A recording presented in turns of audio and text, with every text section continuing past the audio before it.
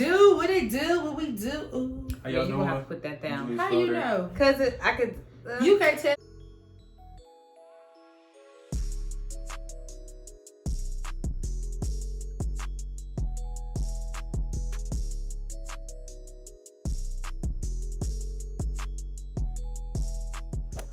What's up, guys? Welcome back to my channel. Today's video is going to be a little Q&A. I have 10 questions here that I generated off of social media as well as some for myself. And we have two beautiful people here that will be answering these questions. I decided to use a male and a female so we could get different perspectives. And I'm going to let them introduce themselves. So. Hi, you guys. I'm Shay. How you doing? I'm Julius. And y'all already know who I am. I'm Nay. So we ain't gonna get into too much. I'm gonna go ahead and start reading off the questions. And before we start doing anything, y'all already know, make sure you like, comment, and subscribe. And yeah, here we go. Y'all ready? I'm ready. Okay. It's the blame for me. Period. No. All right. So the first question is, oh, by the way, this is like relationship questions. Disclaimer. This gonna be Nobody's This in a is- relationship. I'm gonna say, But it's like relationship questions. Yeah, because y'all good at like answering these type of questions and stuff. So, okay. First question is, should your partner come into your relationship completely healed? Anybody can go first. I feel like nobody's ever gonna come completely healed into a relationship because at the same time you might have conquered your demons or are good with the things that's in your past, but at the same time I don't feel like you're ever fully healed from something. But I feel like somebody should come into the relationship at least like assured in themselves and good with themselves before wanting to share love with somebody else. True that.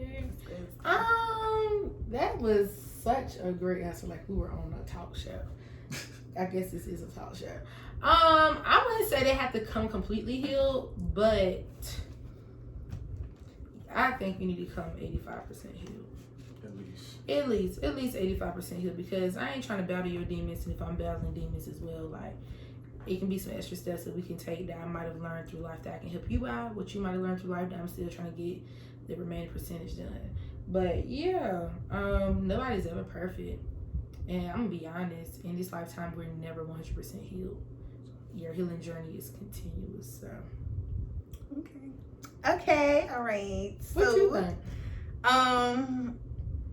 This ain't for what I think. But anyways, I agree. I don't think a person should come into a relationship completely healed, because you're never really completely healed, and sometimes it takes you getting into something new or something different to heal, because like you feed off of the other person in a sense. So yeah, that's what I think. Yeah. All right, so the next question is, what are your take on women having to pay for things in a relationship, like whether it's bills or like just food or something? Like what is your medium? Like, do you feel like a woman should have to pay for stuff or vice versa? I'll go first. I ain't never been in a relationship, and put that out there. I've never truly been in a relationship, a healthy one, let's say that. A healthy relationship. I think it should be 50-50. The man shouldn't always have to pay for stuff the majority of the time. Like, if I got him, pay for it. Like, you had it the last time, let me get it this time, Because who do 100% stuff nowadays? I just feel like once you start to pay for too much, that leads to you want to control stuff. Thinking you got the upper hand, and it ain't like that over here. It ain't like that at all. Well, after hearing that, I feel the same way. Like, it should be 50-50. And also it should be, I feel like, I'm one of those guys that if I'm paying the rent, then you can pay the bills, or vice versa. I feel like in certain situations, like everybody should have a give and a take, because if one person's just giving, then that means one person's just taking, and then that's not a healthy relationship. If you're dependent on me to live, then you can't live your life. And if I'm dependent on you same thing, vice versa. So I feel like in a relationship, you should have it's split down the middle, you know, in certain aspects. Okay. That was a good point. I agree.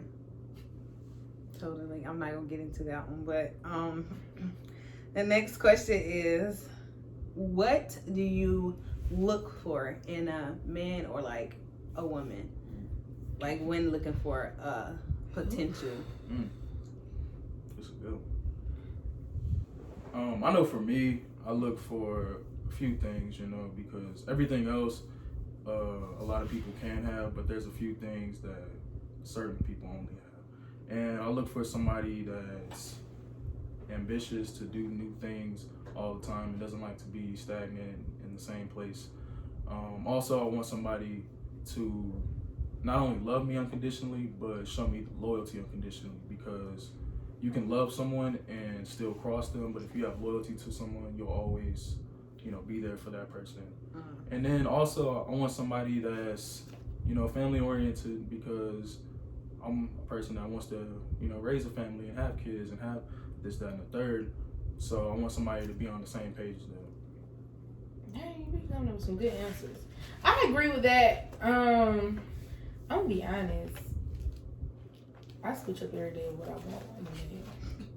Like, I really do. Like, one day I'm gonna be thinking about something, but listening to something, like reading something on social media, I'm like, damn, like, I ain't think about that. Like, let me add that to the list of what I want as well. And it's really hard for me to say what I want in a man, because I'm a hopeless romantic. These Disney fairy tale movies have me like really top tier thinking like I want the prince to come in, sweep me up on feet or something like that, you know. But definitely somebody with some great communication skills, somebody that's a natural leader, like not even lead like being in the front, but can lead from being in like being behind, you know. Not always gotta be on the forefront of things. Time management, like sometimes I'm not really good with time management because you can tell I always be late and stuff. But somebody, you know, just somebody can hold you down, loyalty, somebody that can be truthful and honest as well. Family oriented is very, very, very big for me. And somebody that's spiritual as well. I think we always forget about spirituality when it comes to a part with a lot of things. So, but it's just some of the stuff off the top of my head. Okay. So, what kind of partner do you think you need in order for you to be successful? Okay, I'm a very dominant person. Everybody knows like Shay is very dominant. Not even dominant, but I'm very vocal, like very vocal. I think I need someone that's laid back and reserved, but also have this stern grip on life in a way. That kind of, like I said, like leads from behind the scenes without being too rah-rah about things. Like, in public, he don't really say nothing. In private, it's like, yo, let me get you straight, because you was out here doing a lot of stuff, but we need to sit down and get you right. I ain't want to embarrass you out in public, but we need to come correct next time we come back out. So I like that, you know. Just a natural born leader for me, because you can't be nobody soft. I don't like nobody I can walk on. If that makes sense. I would say for me, I'm looking for someone that's independent, but also, I would say, when you're not too independent, where you don't need somebody, but you want somebody. When you learn to want and need somebody. Because a lot of people can be independent, but if you don't want and need somebody, then you're not going to get them the love that they deserve.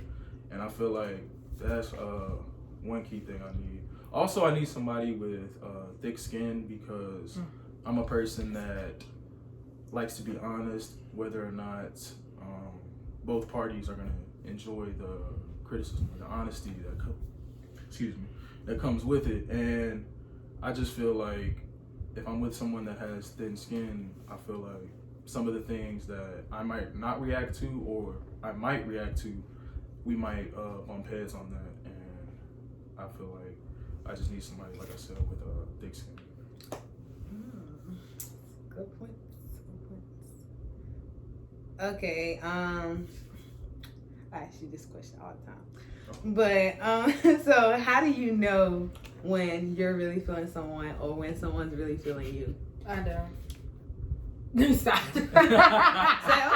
Hey, sometimes it's like that. Like, you really don't be knowing. Like, I'm like, honestly, I guess you could say I don't. I really don't. Because that's why I asked you the questions I asked you earlier. Okay. I really don't. It's more of me when I start to. It's a flaw of mine, first and foremost. When I start to feel somebody, I tend to know it because I be like, girl, you're doing a little too much. Like, hold up, we need to bring it back. You're showing too much emotions. And just being on the phone, like, you can get some conversation out of me all day, every day, and I'm looking forward to talking to you. That says a lot because I don't even talk to nobody like that. Because, I guess you just get my time. That's how I know I'm really feeling you. I feel that. For me, I would just say when someone starts to do the things that maybe they wouldn't do previous in a relationship or previous in the time of you knowing them, and now they're starting to enjoy doing that or initiating doing that specific thing because they know you enjoy it and they want to make you happy. Also, I look for, I try to show, like, when I like someone that I'm talking about mature things, I'm talking about future things. I want you to know that in my head, this is how I feel, this is what I'm thinking about. I'm not just talking about how was your day, this, that, and the third, what you doing, you know what I'm saying, talking about our favorite foods. I mean, that's cool and all, but you have the rest of your lives if that's the person you want to be with to figure those things out. But I feel like when I really start to care for someone or like someone, I'm going to talk about future things, not just present things. What's some topics? I'm sorry. What's some topics that you would talk about? I would say, what's your view on marriage? What's your view on children? Let me get a pen to write this down. I need to text this or ask this later. Write that down for me now. Hold on. What did I say? What's your view on marriage? Go. Turn it on the back. Y'all think I'm playing. I'm going to ask this later. What's your view on marriage? What's your view on children? Because there's some people that you can agree, we both want children, but one person wants 2 kids, one person wants 5, 6, and beyond. So you gotta have those discussions too, because if you have those discussions early in the process and in the relationship, then it makes the whole relationship a lot easier because you didn't drag it along or you didn't get too deep in lust and love with that person to realize they don't want the same things you want. Thank you. Those are some good conversations for later on. I'm gonna need those. Girls. Okay, that was great. That was really good. So would you ever date someone younger than you? Like, does age really matter? Ooh. Define younger. Like, what's because that? Any age younger than your age? I used to say no because I'm gonna be honest. I've always been attracted to older men. Like, I've always been attracted to people, somebody older than me. But lately, I found someone younger than me, but I wouldn't have thought they were younger than me. I actually thought they were older than me. You know what? We're not about to do this. We're not about to do this. No, but for real, I thought he was older than what he was until you told me his age, and I was like, yo, be like that. But no, like, I guess it's never really the age. It's the mindset and the maturity of the person. Yeah. So. For me, age really, it doesn't play a factor until, like, I feel like when you're younger, the age, like, differential, it doesn't really play a factor, like, in your early 20s because somebody could be a year or two younger than you, and it doesn't seem like they're a year or two younger than you. But when you get into, like, your mid-20s, 30s, when somebody's 22 and somebody's 35, then it's like, okay, this person is in a different lane than me at this point. So that's where, for me, if I was dating younger, I wouldn't do that big of a gap because you're just in a different lane. My views, what I'm trying to do at this point in my life, most likely is not what you're trying to do, even though, like, you might think so, but you still have other things to experience before you get to the point where I'm at. So they experience life way more. That's what. No, back in the day, you be like, I like that guy because you know he's 16, he 18. I was like, he didn't experience life way more than you. You be like, what? Yeah. Now you kind of understand though. Now as you because I know the things I've experienced that 22 didn't experience when you 13, 14. So you don't really, your maturity level is different. The thoughts the things you're trying to develop or do a lot different. So that's why I say the large age gap is probably a problem for me. Okay, well, with that being said, what would you say would be a good age, like, range? For me? For me, I would say, because I'm over 21, you have to be at least 21. But 21 to, I would say, 26. Because I know for a fact from 21 to 26, one, you're we're old enough to do things as adults. I don't have to worry about an age being a restriction on things. Two, that age is the age where everybody is still, trying to figure out what you're trying to do or put, your feet forward to accomplish the things you're trying to do for your careers or for the job you want, and things like that.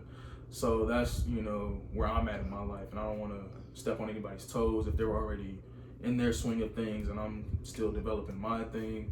I want to be able to go at it step by step with the person I want to live my life with.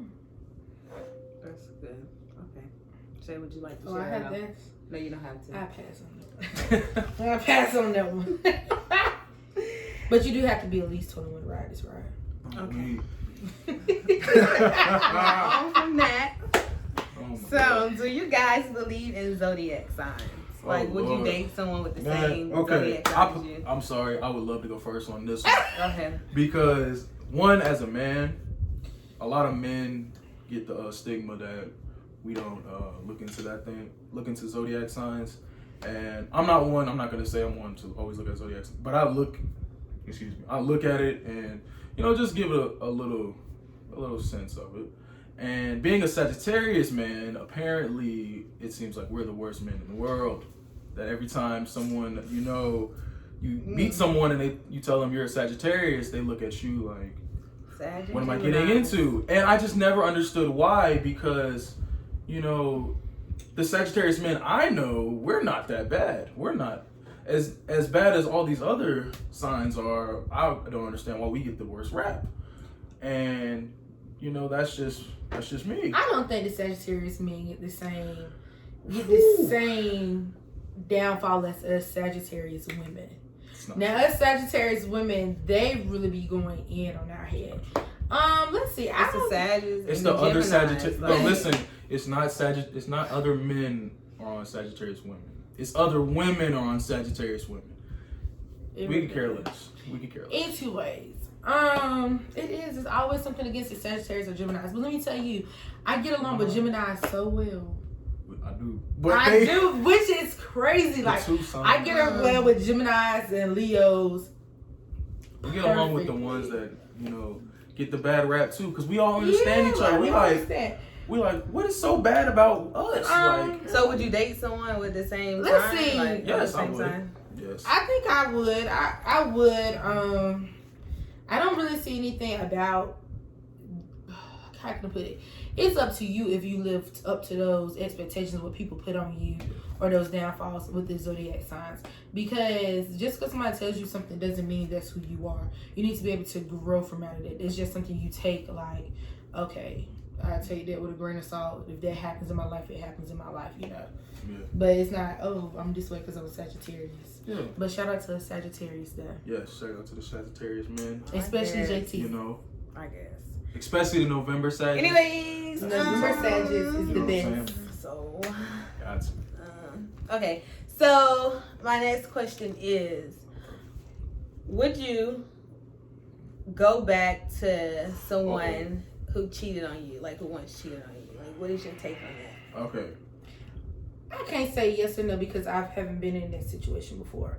And I don't know how I would react or what I'll entail with it, because cheating is different things. It's verbal cheating, it's emotional cheating, it's physical cheating. Like, it's emotional cheating. Like, it's just a lot of different things that you could put out there as cheating, or what cheating is to one person is not cheating to another couple. So until I step into those waters, and Lord knows, I hope I don't, but you know, I'll be able to answer that truly. But I can't say something I never experienced before. So me, I have experienced it. So for my answer, no, because it's not about me trusting her. I mean, if what are you talking about? Wait, it's a question if you got cheated on, or yes, you be doing the cheating? yeah, if you got cheated on. I would say, oh, you be doing the cheating down here.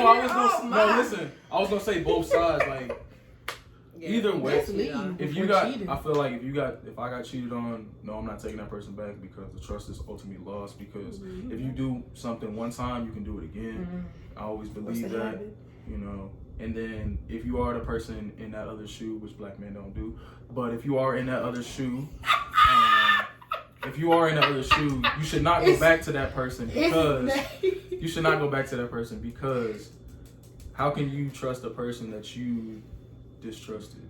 Like, you broke the trust. How can you trust them now? I guess you can build the trust back up, though. Yeah, I'm with you on that. Yeah, you know better than trust. Okay, so we got 2 more questions. So, no. This is okay. This question is, what makes you feel confident in yourself? Like, when it comes to you just going out trying to date, like, what helps you? I guess that is a hard one. Like, confidence as you just walking out here in public, or pulling the people that you pull. Like in the DMs, or we talking about like what are we talking about? Confidence, just getting out here like, I know I can bag that person. Just like what makes you confident in going out and trying to even date? Like, okay, so anybody. One, it's the confidence that I have in me. Period. Like, because nobody else can instill confidence in yourself. Like, you have to have your own confidence and self-love. So once you get out there and self-love, because then, you know, I'm like, dang, I'm feeling good today. Then I go get my hair done. Then I go get my nails done. Then I get me a new outfit. And I'm driving around, my car done got clean. I'm like, oh, I'm feeling myself today. Got a little money in my account. And I'm like, I could go out there like, I'm feeling like a boss. Like, who was you? You must, like, in order to get me, you need to feel grand, because I wouldn't just pull anybody. That's just how I am. Like, I'm different. I'm built different. I come from a different cloth, I feel like. And just having that, it's also about your mindset. Like, you know, you won't be able, I guess, you know, you're different and how you are different with your expectations and what you acquire, your tastes or whatever. That's how, for me, like, that's what boosts my confidence. Like, okay.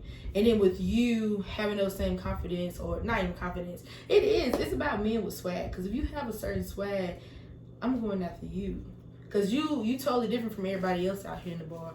I want you. It's something different about you. But you can just read somebody's confidence off their swagger. You really can. Do people still say swagger? I feel like it's old. Swagger. It's swagger. No. Swagger. I feel like what do you supposed to say? Like drip. My confidence. Let me see. Drip. I think it's young people. But you know how drip. Trying to like. No, young people be saying drip. I'm saying young people like them nice sauce, swagger, drip. I don't know. That cat. Juice. But, yeah. Oh, that's an old one. Juice. Wow. But if you got juice, it's gonna run out. You got the sauce, and you never gonna run out. Are you sure about that? Because sometimes when you got ranch dressing. I'm weak. Okay. But which one lasts longer though? That juice or that ranch? All right, you're right. Yeah, it is.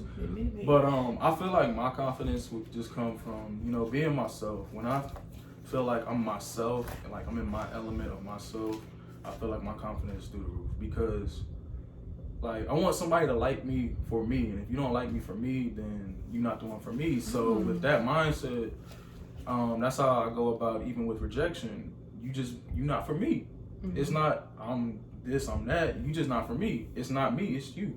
So that's where I put it into perspective. So if you walk like that and you talk like that, then if you get rejected, it's not really rejection. It's just showing you that's not the person for you. And then you'll start to see the ones that really you should be with and not the ones you want to be with. Dang, you right. Look at you. You might know a little something. Julius. You might know a little something. I had to give you some juice after this. Okay, so my last question is drum roll. Okay. Wait a minute, it was a show. I'm sorry. I just thought Drum about roll, something. please. Go ahead. I just thought about something. Okay, so last question is, when it comes to marriage, how long do you think it's going to take you guys to like get there? Like Discretion. If you are married watching this video, your time is your time. It doesn't matter how long it took. It doesn't matter how short it was. Right. If you love that person, you love that person. That's all that matters. Now, with that being said, how long is it gonna take for me to get out this game for life? Is that what you asking me? Yeah, that's what I'm asking you. Oh, child. People know. dang. I don't know. I honestly don't know. I have this flaw of I set a timeline on my life, but it don't roll like that. Am I dating right now? Am I dating someone? I guess you could. No, I'm not dating no one. She said it like that. Because I'm not like. I guess if you were dating someone and if you were dating someone, you would be able to answer this question. But I'm out here, I'm single. Okay. You know, I'm out here living a city girl. I'm a country girl, but city girl at heart lifestyle. But what timeline did you give yourself? I gave myself a timeline of 28 years old, and I feel like I have, which was a great age if you did like get married. But I have a friend that's married now with 2 kids. Like just seeing both sides, a friend married with 2 kids, and then it's me here being single, no kids, then friends with children, not married. You know, like I'm just seeing everything out here, and it's just like, I don't know, maybe 28 might still be too young for me, where I'm still figuring out myself, what I like and dislike, and then just trying to add someone else in the midst of me also. I think I give myself around 30. I feel like that's when I'll be really mature and understand a whole lot more in life and have more wisdom and knowledge to acquire somebody else. Well, not even acquire, but wanting a soulmate in God. I have more blessings coming in around that time and wanting to share them with somebody. That sounds better. And I think that idea would change, like if you was to get into a relationship sooner. Like that 30 could possibly go. But you know, if somebody 26. that's talking to me or want to talk to me, you want to come in promo me. video. I don't know, but your girl is single. Oh my gosh, no this ain't no promo video. Okay, Julius. For me, I would just say, well, one, my view on marriage, I believe that the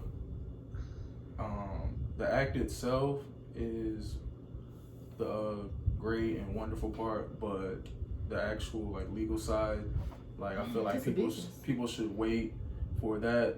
Now, when I say the first side is good, that means if you found the person that you want to live your life with, your timeline to whenever you guys have your wedding and everything and you sign the papers, that's on you guys.